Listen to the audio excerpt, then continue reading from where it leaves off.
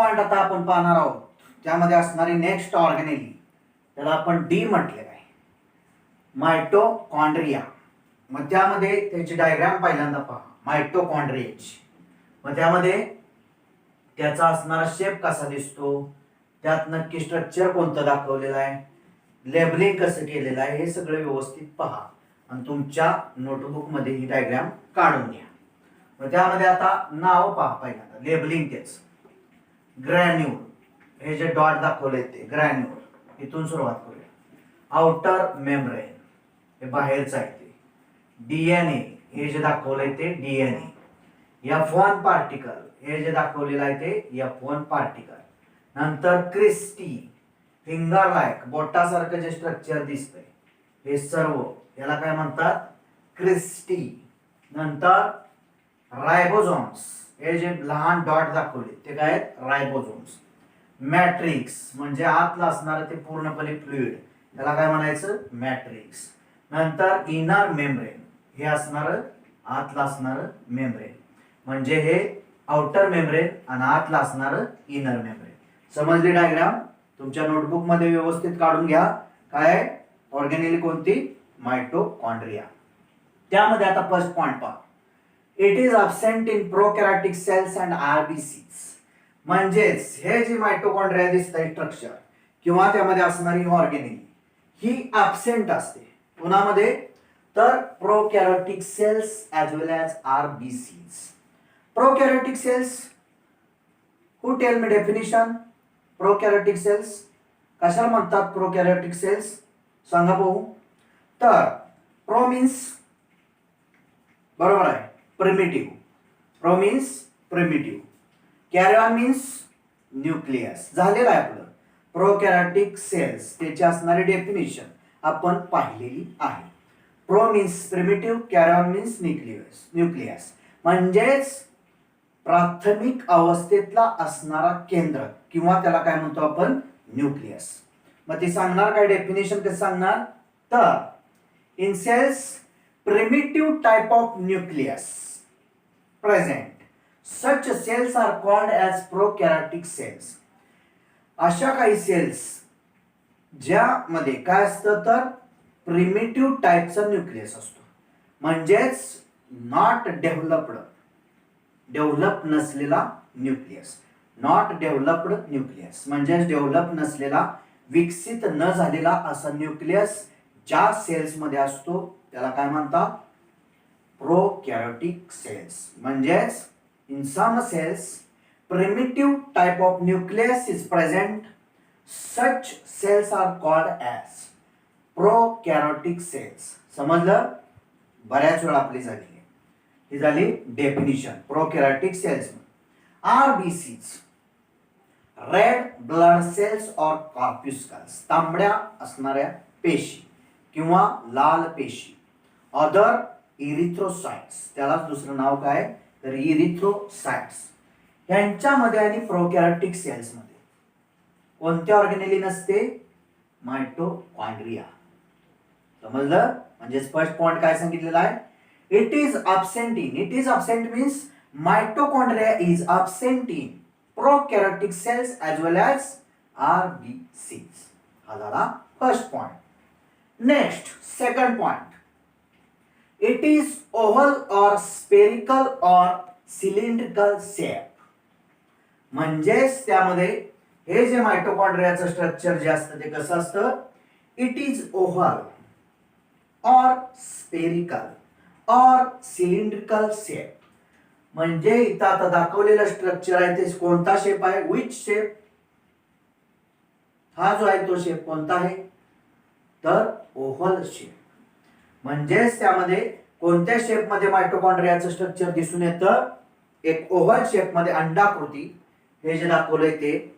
दुसरं कोणत्या शेप मध्ये, स्पेरिकल किंवा सर्क्युलर, गोलाकार पूर्णपणे. आणि तिसरं सिलेंड्रिकल, म्हणजे सिलेंडर लाईक स्ट्रक्चर. अशा शेप मध्ये तुम्हाला काय पाहायला मिळेल, तर ऑर्गेनेली मायटोकॉन्ड्रिया. मायटोकॉन्ड्रिया नावाची ऑर्गेनेली. इथं जो दाखवलाय तो शेप कोणता आहे, तर ओव्हल शेप आहे. म्हणजेच वेगवेगळ्या 3 शेप मध्ये आपल्याला मायटोकॉन्ड्रिया दिसून येते. फर्स्ट कोणता shape? Oval, second spherical and third cylindrical. म्हणजेच त्यामध्ये सेकंड पॉइंट मध्ये काय सांगितलेलं आहे? It is oval or spherical or cylindrical shape. म्हणजेच मायटोकॉन्ड्रिया ही 3 शेप मध्ये पाहायला मिळू शकते, ओव्हल, स्फेरिकल और सिलेंड्रिकल. आता next point number 3. The number of mitochondria per cell is variable depending on the physiological activity of cells. म्हणजेच यामध्ये सांगितलेलं आहे काय तर नंबर ऑफ मायटोकॉन्ड्रिया. मायटोकॉन्ड्रियाचा जो नंबर असतो कुणामधला? पर सेल. म्हणजे एका सेल मधला, दुसऱ्या सेल मधला, तिसऱ्या सेल मधला, चौथ्या सेल मधला, 5व्या सेल मधला. म्हणजे अशा वेगवेगळ्या प्रकारच्या जेवढ्या सेल आहेत त्यांच्यामधला मायटोकॉन्ड्रियाचा जो नंबर असतो variable depending on the physiological activity of cells. त्यांचा जो प्रत्येक सेल मध्ये जो नंबर असतो मायटोकॉन्ड्रियाचा तो कसा असतो? व्हेरिएबल असतो, म्हणजे वेगवेगळा असतो. एका सेल मध्ये वेगळा नंबर असेल तर दुसऱ्या सेल मध्ये दुसराच नंबर बघायला मिळेल. सारखा नसतो, सिमिलर नसतो. म्हणजेच कसला असतो? व्हेरिएबल. मग तो कशावर डिपेंड आहे? Depending on the physiological activity of cells. म्हणजेच त्या कोणत्या सेल आहेत त्यांची फिजियोलॉजिकल ऍक्टिव्हिटी काय आहे किंवा कोणती फिजियोलॉजिकल त्या सेल मध्ये घडत असते त्याच्यावर ते डिपेंड असतं. काय? The number of mitochondria per cell. म्हणजेच त्या प्रत्येक सेल मध्ये जी फिजियोलॉजिकल ऍक्टिव्हिटी घडते त्याच्यावर डिपेंड कशाचा नंबर असतो? तर मायटोकॉन्ड्रियाचा नंबर डिपेंड असतो. म्हणजेच काय सांगितलेलं आहे थर्ड पॉइंट मध्ये? The number of mitochondria per cell is variable depending on the physiological activity of cell. म्हणजेच प्रत्येक सेल मध्ये नंबर हा मायटोकॉन्ड्रियाचा वेगवेगळा असतो, व्हेरिएबल असतो. तो कशावर डिपेंड आहे?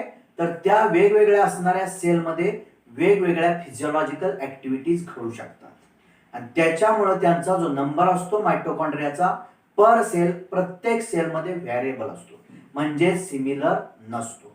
म्हणजे थर्ड पॉइंट मध्ये काय सांगितलेलं आहे? The number of mitochondria per cell is variable depending on the physiological activity of cells. समजलं? आता next point number 4. The average number of mitochondria in cell varies from 50 to 5000. म्हणजेच average number जो असतो सरासरी त्यामध्ये मायटोकॉन्ड्रियाचा प्रत्येक सेल मधला start कुठून होतो? मिनिमम 50 आणि मॅक्झिमम किती? 5000. म्हणजेच ह्या तुम्हाला ह्या मायटोकॉन्ड्रिया जे दिसतील त्यांचा जो ऍव्हरेज नंबर साधारण असतो तो मिनिमम 50 मॅक्झिमम 5000. म्हणजे जशी सेल असेल तसा. काय सेल मध्ये यांचा नंबर 50 असेल तर काही सेल मध्ये त्यांचा नंबर 5000 पर्यंत असू शकतो. काहींच्या मध्ये 2000 असू शकतो, काहींच्या मध्ये 3000 असू शकतो. म्हणजेच कमीत कमी 50 पासून 50 पासून जास्तीत जास्त 5000 पर्यंत म्हणजेच 5000 पर्यंत यांचा नंबर हा ऍव्हरेज सरासरी नंबर असतो मायटोकॉन्ड्रियाचा सेल मधला नंबर. म्हणजेच फोर्थ पॉइंट मध्ये काय सांगितलेलं आहे? The average number of mitochondria in cell varies from 50 to 5000. म्हणजे असे कमीत कमी 50 मायटोकॉन्ड्रिया दिसतील आणि जास्तीत जास्त 5000 पर्यंत त्यांचा मायटोकॉन्ड्रियाचा नंबर सेलवर डिपेंड असतो. समजलं? Next point number 5. It measures near about 0.2 to 1.0 micron meter in diameter and 1.4 to 4.1 micron meter in length. म्हणजेच यामध्ये काय सांगितलेलं आहे? तर मेजर्स नियर अबाउट हे जे मायटोकॉन्ड्रियाचं जे स्ट्रक्चर आहे त्याचे असणारे साधारण मेजरमेंट माप सांगितले. किती सांगितले? तर 0.2 to 1.0 micron metre in diameter. म्हणजेच त्यांचा जो डायमीटर असतो तो साधारण किती असतो? तर 0.2 to 1 मायक्रॉन मीटर. आणि त्यांची जी लेंथ असते ती किती असते साधारण? तर 1.4 to 4.1 micron metre in length. म्हणजेच मेजरमेंट जर बघितली मायटोकॉन्ड्रियाची तर त्या मेजरमेंट मध्ये त्याचा डायमीटर जो असतो तो साधारण किती असतो तर सांगितलेला आहे 0.2 टू 1.0 मायक्रॉन मीटर आणि त्यांची जी लेंथ आहे ती लेंथ साधारण किती असते तर त्यामध्ये 1.4 टू 4.1 मायक्रॉन मीटर.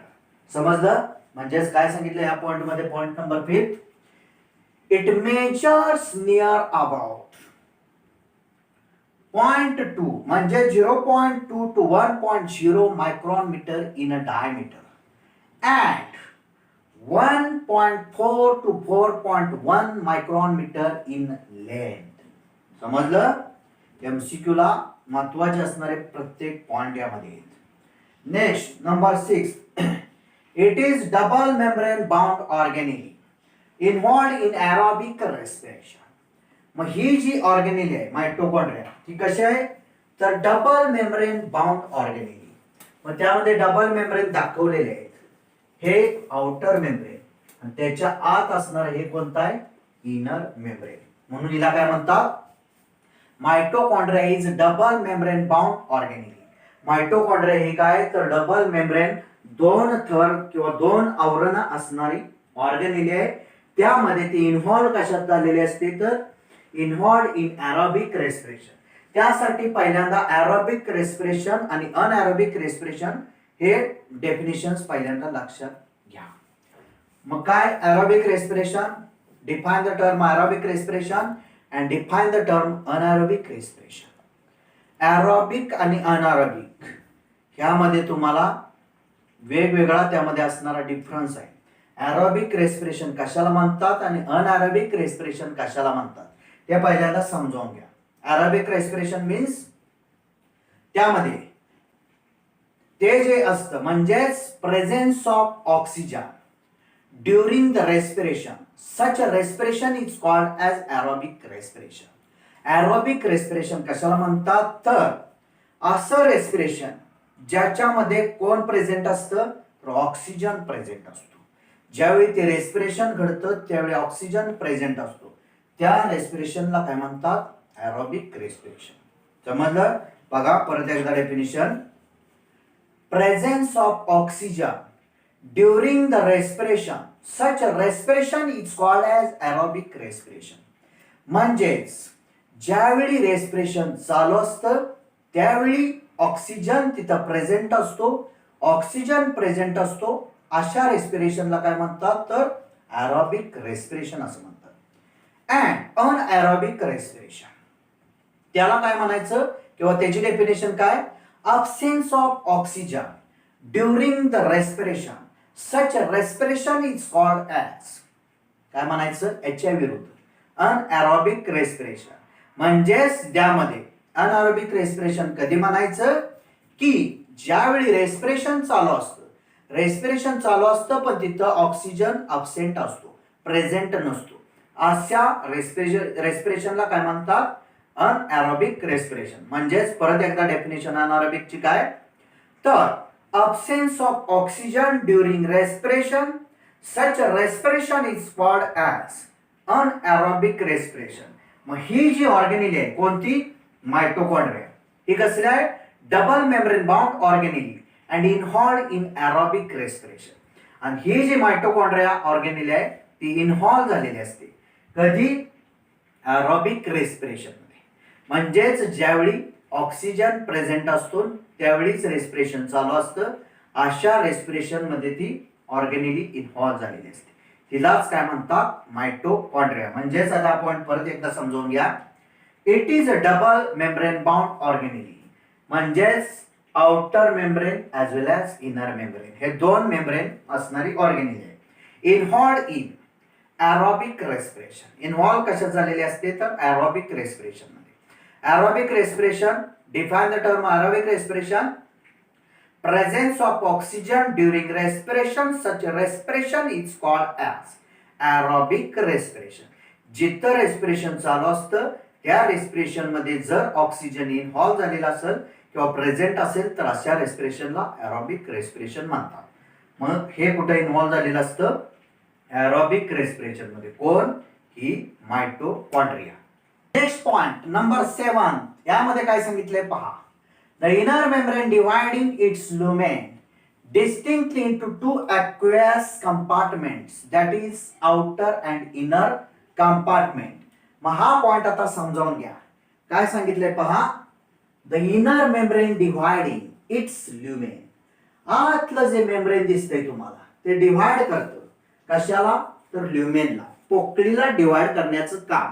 आतली जी ल्युमेन आहे, कॅव्हिटी आहे, पोकळी आहे, तिला डिव्हाइड करण्याचं काम कोण करत असतं, तर इनर मेम्ब्रेन जो असतो कुणाचा, मायटोकॉन्ड्रियाचा, तो करत असतो. Into two aqueous compartments. मग त्यामध्ये दोन ॲक्वेस कंपार्टमेंट तयार करतात, म्हणजेच जलयुक्त भाग. थोडक्यात म्हणजेच इथं फ्लुइड असणार आहे, इथं फ्लुइड असणार आहे, असे दोन ॲक्वेस कंपार्टमेंट. ॲक्वेस कंपार्टमेंट का म्हणायचं, तर फ्लुइड इज प्रेझेंट. तिथं काय प्रेझेंट असतं, फ्लुइड, म्हणून त्यांना कसले कंपार्टमेंट म्हणतात, aqueous compartment. That is outer and inner compartment. म्हणजेच हे बाहेरच्या बाजूचं आउटर कंपार्टमेंट आणि आतल्या बाजूचं इनर कंपार्टमेंट.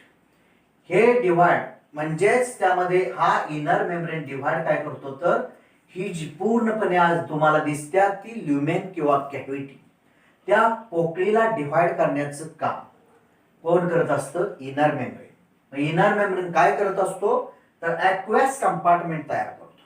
म्हणजे इथं सुद्धा फ्लुइड प्रेझेंट असतं, इथं सुद्धा फ्लुइड प्रेझेंट असतं. म्हणजेच इनर कंपार्टमेंट मध्ये सुद्धा तुम्हाला फ्लुइडच दिसेल, आउटर कंपार्टमेंट मध्ये सुद्धा तुम्हाला फ्लुइडच दिसेल, म्हणून त्याला कसली कंपार्टमेंट म्हणतात, ॲक्वेस कंपार्टमेंट. समजलं. म्हणजेच पॉइंट नंबर 7 मध्ये काय सांगितलेलं आहे, the inner membrane dividing its lumen. म्हणजेच हे इनर मेम्ब्रेन जे मायटोकॉन्ड्रियाचं आहे ते डिव्हाइड करतं आतली जी पोकळी आहे, कॅव्हिटी आहे, ल्युमेन आहे, त्या ल्युमेनला. मग कशामध्ये डिव्हाइड करतं, डिस्टिंक्टली इंटू टू कंपार्टमेंट्स किंवा टू ॲक्वेस कंपार्टमेंट्स. अगदी ठळकपणे स्पष्टपणे त्यामध्ये दोन कंपार्टमेंट तयार करण्याचं काम हे इनर मेम्ब्रेन करत असतं. That is outer aqueous compartment and inner aqueous compartment. म्हणजेच बाहेरच्या बाजूचं आउटर असणारं ॲक्वेस कंपार्टमेंट, आतल्या बाजूचं इनर असणारं ॲक्वेस कंपार्टमेंट. समजलं. म्हणजे पॉइंट नंबर 7 मध्ये काय सांगितलंय, the inner membrane dividing its lumen distinctly into two aqueous compartments, that is outer aqueous compartment and inner aqueous compartment. आता next point number 8, the inner compartment is known as matrix. inner compartment ला काय म्हणतात, तर matrix. इथं नाव दिलेलं आहे. आतलं जे कंपार्टमेंट तुम्हाला दिसतंय aqueous compartment is also called as matrix. म्हणजेच आतलं कंपार्टमेंट जे असतं त्याला मॅट्रिक्स असं म्हणतात. म्हणून इथं काय सांगितलेलं आहे पॉइंट नंबर 8 मध्ये, the inner compartment is also known as matrix. आतलं जे कंपार्टमेंट असतं त्याला मॅट्रिक्स असं म्हणतात. Next point number 9, the outer membrane forms continuous limiting boundary of organelle, that is mitochondria. म्हणजेच आउटर जे त्यामध्ये कंपार्टमेंट आहे, आउटर किंवा मेम्ब्रेन, हे जे आउटर मेम्ब्रेन आहे ते काय करत असतं, तर फॉर्म्स कंटिन्युअस लिमिटिंग बाउंड्री. म्हणजेच हे आउटर मेम्ब्रेन दाखवलंय हे तयार काय करतात, कंटिन्युअस म्हणजेच कंप्लीट असणारी, लिमिटिंग असणारी बाउंड्री तयार करते. म्हणजे कुठेही त्यामध्ये काय नसतं, त्यामध्ये भाग नसतो, कंप्लीट त्यामध्ये कंटिन्युअस काय असते, बाउंड्री असते. कुठेही त्याला छिद्र नसते किंवा कुठेही त्याला कोणता त्यामध्ये पार्ट वेगळा नसतो. कंप्लीट बाउंड्री असते, कंटिन्युअस लिमिटिंग बाउंड्री असते. ती कोण तयार करत असतं, आउटर मेम्ब्रेन. कुणामध्ये करतं, तर ऑर्गॅनिली, मायटोकॉन्ड्रिया. समजलं. म्हणजेच 9 पॉइंट मध्ये काय सांगितलंय, the outer membrane forms continuous limiting boundary of organelle, that is mitochondria. म्हणजेच या मायटोकॉन्ड्रियाची बाहेरची जी कंटिन्युअस, म्हणजेच कुठेही त्यामध्ये खंड नसणारी अशी काय करते, तर लिमिटिंग बाउंड्री तयार करते. त्याला लिमिटिंग रेषा शेवटची बाउंड्री किंवा रेषा, हे त्याला आवरण तयार करण्याचं काम कोण करतं? आउटर मेम्ब्रेन करतं. समजलं? Next point number 10th, the outer membrane is permeable to various metabolites due to presence of protein, porin और पार्सन्स पार्टिकल्स. म्हणजेच यामध्ये काय सांगितलंय? The outer membrane is permeable, म्हणजेच हे बाहेरचं जे मेम्ब्रेन असतं मायटोकॉन्ड्रियाचं, ते बाहेरचं मेम्ब्रेन कसं असतं? परमेबल. कुणाला? टू व्हेरियस मेटाबोलाइट्स, म्हणजेच जे चयापचय घडवून आणणारे जे घटक आहेत, पदार्थ आहेत, त्यांच्यासाठी हे आउटर मेम्ब्रेन परमेबल असतं. म्हणजेच ते व्हेरियस मेटाबोलाइट्स आत जाऊ शकतात, बाहेर येऊ शकतात. समजलं? जे मेटाबोलाइट्स चयापचय करणारे जे पदार्थ आहेत ते ह्या बाउंड्री पार करून आत जातात, बाउंड्री पार करून बाहेर येऊ शकतात. म्हणजेच ते कसले असतात? Outer membrane is permeable. कशामुळं? तर due to presence of protein, porin और पार्सन्स पार्टिकल्स. म्हणजेच ही जी आउटर मेम्ब्रेन दिसतं ते परमेबल तुम्हाला दिसतं. कुणासाठी परमेबल असतं? तर व्हेरियस मेटाबोलाइट्स, वेगवेगळे जे चयापचय घडवून आणणारे जे पदार्थ आहेत, घटक आहेत, त्यांच्यासाठी हे जे आउटर मेम्ब्रेन आहे ते परमेबल असतं. म्हणजे यातून आरपार आत व्हेरियस मेटाबोलाइट्स जाऊ शकतात आणि बाहेर येऊ शकतात. ते कशामुळे तिथे सांगितलंय? Due to presence of proteins, porins और पार्सन्स पार्टिकल्स. हे जे आउटर मेम्ब्रेन आहे मायटोकॉन्ड्रियाचं ते परमेबल असण्याचं कारण काय आहे? तर इथं प्रेझेंट कोण आहे? तर प्रोटीन्स प्रेझेंट असतात. कोणते प्रोटीन्स? तर त्यामध्ये सांगितलेलं आहे पोरिन किंवा पार्सन्स पार्टिकल्स. त्या प्रोटीनला काय म्हणतात? पोरिन किंवा पार्सन्स पार्टिकल्स. म्हणून ते जे आउटर मेम्ब्रेन आहे मायटोकॉन्ड्रियाचं परमेबल असतं.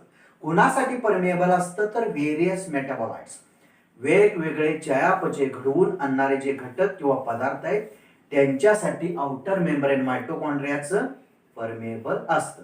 त्याचं कारण काय असतं परमेबल असण्याचं?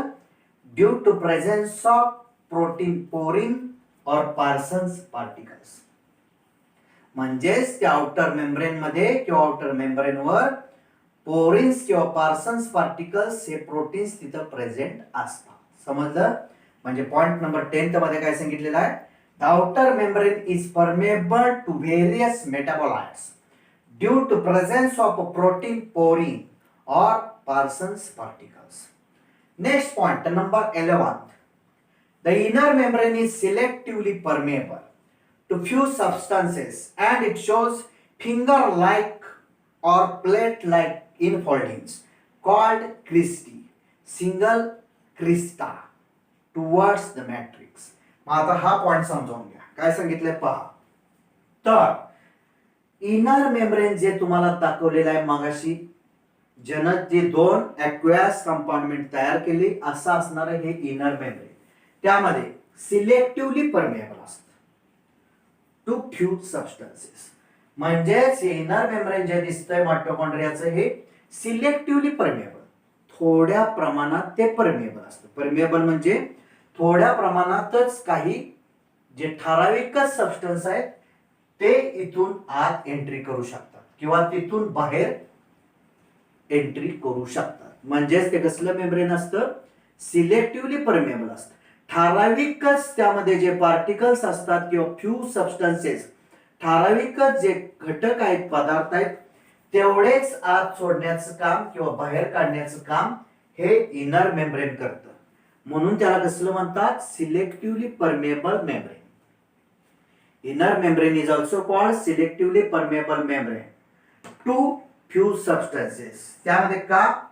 तसंच त्यामध्ये इट शोज फिंगर लाईक और प्लेट लाईक इनफोल्डिंग्स. आणि ह्यांच्यामध्ये तुम्हाला काय दिसतील? तर आपली जशी बोट आहेत तसं ही बोटांच्या सारखं किंवा प्लेट सारखं स्ट्रक्चर दिसतं. त्यालाच काय म्हणतात? त्यालाच क्रिस्टी असं म्हणतात. अनेक आहेत म्हणून क्रिस्टी, आणि एकाला फक्त जर म्हणायचं असेल तर क्रिस्टा. अनेक असतील तर त्यांना क्रिस्टी म्हणायचं आणि एक असेल तर त्याला क्रिस्टा म्हणायचं. Towards the matrix. आणि ह्यांची जी बोटासारखं स्ट्रक्चर आहे कोणत्या बाजूला असतं, कशाच्या दिशेनं असतं, तर मॅट्रिक्सच्या दिशेनं हे इनफोल्डिंग असतात. म्हणजेच हा पॉइंट परत एकदा समजावून घ्या. काय सांगितलेलं आहे, the inner membrane is selectively permeable. आतलं जे मेम्ब्रेन आहे मायटोकॉन्ड्रियाचं ते सिलेक्टिव्हली परमेबल असतं, थोड्या प्रमाणात परमेबल असतं. कुणाला, टू फ्यू सबस्टन्सेस, ठराविकच सबस्टन्सेस इथून आत एंट्री करू शकतात, तिथून बाहेर येऊ शकतात. ठराविक सबस्टन्सेसलाच ते काय आहे, सिलेक्टिव्हली परमेबल आहे. तसंच इट शोज, आणि हे जे इनर फोल्डिंग आहेत काय दाखवतं, तर फिंगर लाईक, आपली जशी बोट आहेत तसे structure, finger like or plate like in foldings. In foldings म्हणजे आतल्या बाजूला फोल्डिंग्स आहेत, बोटासारखी किंवा प्लेट सारखी. त्यालाच तिथं काय म्हणतात, called cristae. Single is called crista towards matrix. आणि कशाच्या दिशेने क्रिस्टी असतात, तर आत जे मॅट्रिक्स असतं त्या मॅट्रिक्सच्या दिशेने असतं. समजलं. पॉइंट नंबर 12 पॉइंट काय, the cristae increases surface area. म्हणजेच त्यामध्ये मायटोकॉन्ड्रियामध्ये ज्या क्रिस्टी आहेत, ह्या क्रिस्टी काय इन्क्रीज करतात, तर सरफेस एरिया. म्हणजेच सरफेस एरिया, पृष्ठभाग जेवढा आहे तो इन्क्रीज करण्याचं काम कोण करत असतं, इथं असणाऱ्या ह्या finger like infoldings called cristae. Finger सारख्या, बोटासारख्या ज्या क्रिस्टी दिसतात त्यांचं काम काय असतं, इन्क्रीजेस सरफेस एरिया. मायटोकॉन्ड्रियातला जो सरफेस एरिया, पृष्ठभाग जो आहे आतला, तो वाढवायचं काम क्रिस्टी करतात. म्हणजेच पॉइंट नंबर 12 मध्ये काय, the cristae increases surface area. Next point number 13, the inner membrane consist numerous particles of oxysomes. तसंच त्यामध्ये आणखी काय आहे, तर सायटोक्रोम्स और इलेक्ट्रॉन कॅरियर्स. म्हणजेच त्यामध्ये इनर मेम्ब्रेन जे आहे, कशाचं इनर मेम्ब्रेन, तर त्यामध्ये असणार मायटोकॉन्ड्रियाच. इनर मेम्ब्रेन कन्सिस्ट, काय कन्सिस्ट करतं, तर त्यामध्ये न्यूमेरस पार्टिकल्स ऑफ ऑक्सिझोम्स अँड सायटोक्रोम्स और इलेक्ट्रॉन कॅरियर्स. त्यामध्ये त्याची डायग्राम पहा कसं असतं साधारण, तर हे जे असतं, हे स्ट्रक्चर, हे जे दाखवलंय हे F1 पार्टिकलचं स्ट्रक्चर साधारण असं असतं.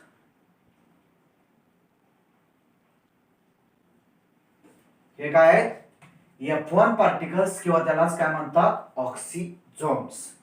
तसंच सायटोक्रोम्स और इलेक्ट्रॉन कॅरियर्स, दुसरा आणखी काय असतं त्यांच्याबरोबर, तर सायटोक्रोम्स किंवा त्याला काय म्हणतात, इलेक्ट्रॉन कॅरियर्स. म्हणजेच काय सांगितलंय, the inner membrane of mitochondria. मायटोकॉन्ड्रियाचं जे इनर मेम्ब्रेन आहे ते काय करत असतं, तर consist numerous particles of oxysomes. म्हणजेच हे मायटोकॉन्ड्रियाचं जे इनर सरफेस आहे, न्यूमेरस असंख्य असे काय करतं, तर पार्टिकल्स, कशाचे, ऑक्सिझोमचे. त्यालाच F1 पार्टिकल्स असं सुद्धा म्हणतात, तिथं नाव दिलेलं आहे. म्हणजेच ऑक्सिझोम्स or F1 particles as well as सायटोक्रोम्स और इलेक्ट्रॉन कॅरियर्स. म्हणजेच त्यामध्ये काय सांगितलेलं आहे, तर मायटोकॉन्ड्रियाचं जे इनर सरफेस आहे किंवा इनर जे मेम्ब्रेन आहे त्याच्यामध्ये काय असतं, तर असंख्य असे न्यूमेरस पार्टिकल्स असतात. कशाचे, तर ऑक्सिझोमचे. त्यालाच आपण काय म्हणतो, F1 पार्टिकल्स, जे असं स्ट्रक्चर असतं ते. तसंच आणखी काय असतात, असंख्य सायटोक्रोम्स और इलेक्ट्रॉन कॅरियर्स. म्हणजेच F1 पार्टिकल्स किंवा ऑक्सिझोम्स असतात, त्याच्याबरोबर सायटोक्रोम्स किंवा इलेक्ट्रॉन कॅरियर्स असतात. कशामध्ये, तर इनर मेम्ब्रेन, कुणाचा, मायटोकॉन्ड्रियाचा. म्हणजेच काय सांगितलंय पॉइंट नंबर 13 मध्ये, द इनर मेम्ब्रेन कन्सिस्ट, म्हणजेच the inner membrane of mitochondria consist numerous particles of oxysomes or F1 particles as well as cytochromes or electron carriers. Next point, number 14th. The two membranes have their own specific enzymes associated with mitochondrial functions. मग ते जी दोन membranes आहेत, कोणती, inner membrane and outer membrane म्हणजेच बाहेरचा असणार outer membrane, आतला असणार इनर मेम्ब्रेन. कुणाचं तर मायटोकॉन्ड्रियाचं. त्यांच्यामध्ये काय असतं तर ओन स्पेसिफिक एन्झाईम्स. ती जी दोन मेम्ब्रेन्स आहेत, एक आउटर मेम्ब्रेन आहे, एक इनर मेम्ब्रेन आहे, यांच्याकडे स्वतःची अशी विशेष अशी एन्झाईम्स असतात. ती कुणाबरोबर असोसिएटेड असतात? Associated with mitochondrial functions. म्हणजेच हे जे मायटोकॉन्ड्रियाचं स्ट्रक्चर आहे, हे मायटोकॉन्ड्रियाची जी फंक्शन्स असतात त्याच्याशी संलग्नित किंवा संबंधित कोण असतं? तरी दोन मेम्ब्रेन आणि त्यांच्यामधली असणारी एन्झाईम्स. समजलं?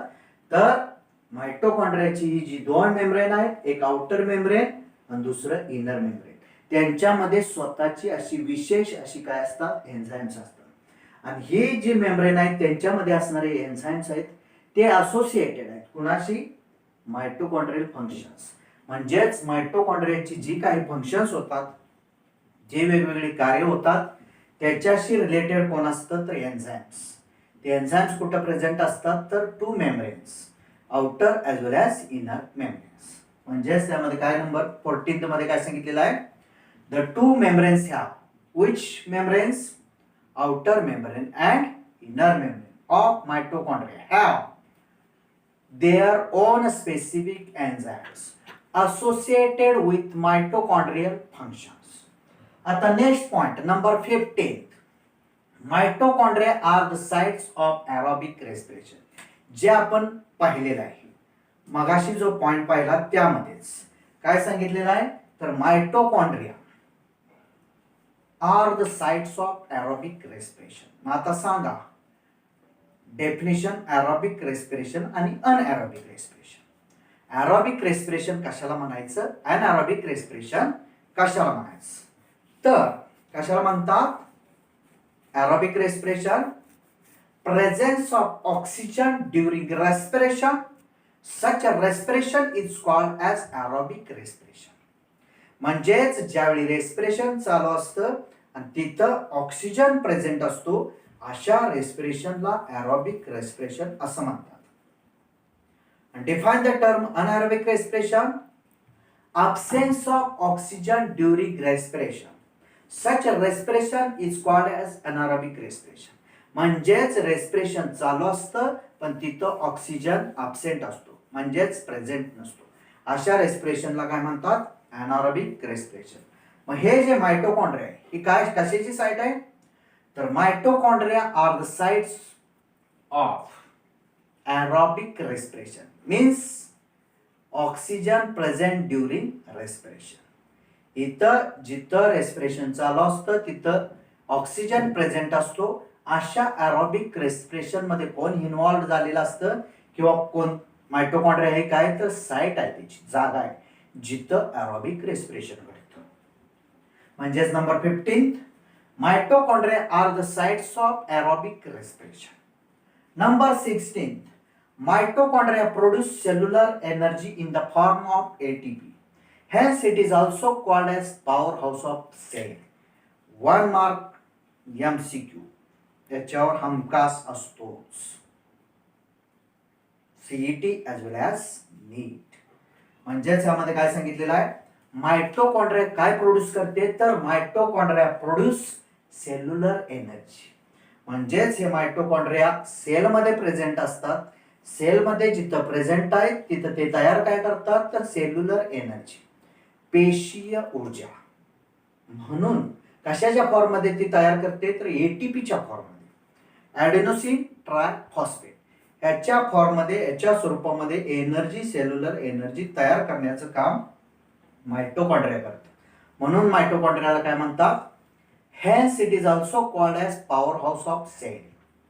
म्हणजेच त्या सेलची, त्या पेशीची तिला पॉवर हाऊस असं म्हटलं जातं. कुणाला? तर mitochondria. Why mitochondria is called power house of cell? 1 sentence question. एका वाक्याचे उत्तर देतात तिथं असणारा हा question. Why mitochondria is called power house of cell. तर काय सांगणार त्यामध्ये? Mitochondria produce cellular energy in the form of ATP. So, किंवा hence it is also called as power house of cell. म्हणजेच मायटोकॉन्ड्रियाला पॉवर हाऊस का म्हटलं जातं सेलची, तर तिथं सेल्युलर एनर्जी एटीपीच्या फॉर्ममध्ये तयार केली जाते, म्हणून मायटोकॉन्ड्रियाला पॉवर हाऊस ऑफ सेल म्हणजे सेलची पॉवर हाऊस असं म्हटलं जातं. म्हणजे 16th नंबर काय, mitochondria produce cellular energy in the form of ATP adenosine triphosphate. Hence it is also called as power house of cell. तयार करून ठेवायचा हा पॉइंट. समजलं. Next number 17th point. The matrix also possesses single circular DNA molecules, few RNA molecules, ribosomes, which type of 70S type of ribosomes, and components required for the synthesis of proteins.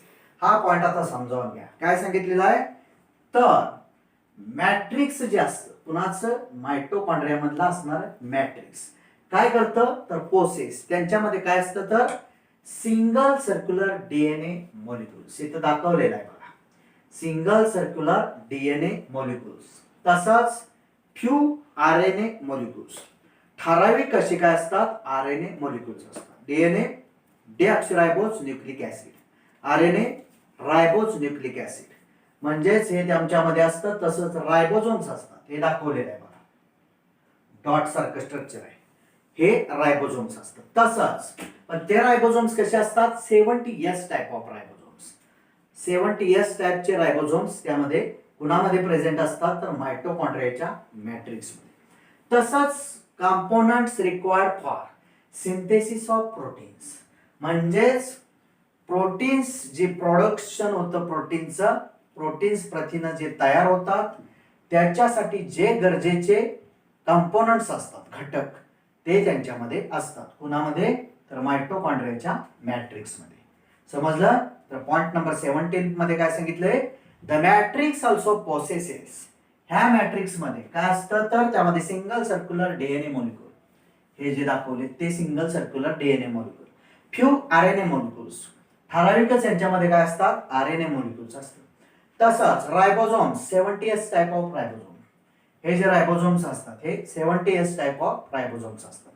And components required for the synthesis of proteins. प्रथिनं तयार करण्यासाठी जे components लागतात, घटक लागतात, ते सुद्धा ह्या मॅट्रिक्स मध्ये मायटोकॉन्ड्रियाच्या प्रेझेंट असतात. आणि लास्ट पॉइंट त्यामध्ये, the mitochondria is divide by fission. आणि मायटोकॉन्ड्रिया हा डिवाइड होतो तो कशामार्फत, तर त्याच्यामध्ये विखंडन होतं, दोन त्याचे भाग तयार होतात आणि त्याच्या मार्फत मायटोकॉन्ड्रिया डिवाइड होतो. Mitochondria is divide by fission. समजलं असेल. अगदी सोप्या भाषेत असलेले सगळे पॉइंट आहेत आणि हे सगळे पॉइंट व्यवस्थित लिहून घ्यायचे, तसंच व्यवस्थित वाचायचे, लक्षात ठेवायचे, जेणेकरून प्रत्येक पॉइंटवर ह्याच्यावर MCQ कसा तयार होईल आणि कसाही तो डोक्यात विचार ठेवायचा आणि तशा दृष्टीनं अभ्यास करायचा. समजलं. धन्यवाद.